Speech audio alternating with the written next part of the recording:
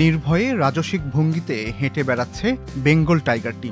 সুন্দরবনের ভেতরে বন বিভাগের একটি কার্যালয়ের সামনে হঠাৎই দেখা যায় বাঘটির এমন চলাচল। 24 জুলাই শুক্রবার সুন্দরবন পূর্ব বন বিভাগের চাঁদপাই রেঞ্জের আন্ধারমানিক ইকো ট্যুরিজম কেন্দ্রে মুঠোফোনে ধারণ করা হয় এই ভিডিওটি।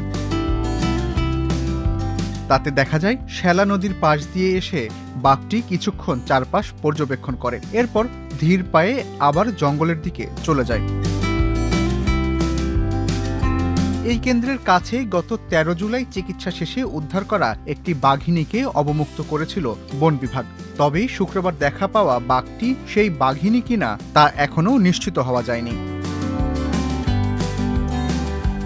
বন বিভাগের তথ্য অনুযায়ী অবমুক্ত বাঘিনীটির গতিবিধি পর্যবেক্ষণে প্রায় 8 কিলোমিটার এলাকা জুড়ে বসানো হয়েছে 20টি ট্র্যাপ ক্যামেরা।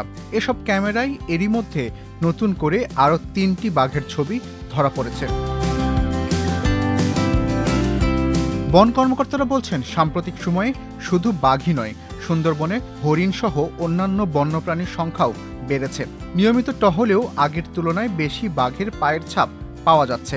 আর ট্র্যাপ ক্যামেরায় ধরা পড়েছে চিত্রা হরিণ, মায়া হরিণ, মেছো বিড়াল, বনমোরগ, বন্য শূকর সহ নানা বন্যপ্রাণীর উপস্থিতি।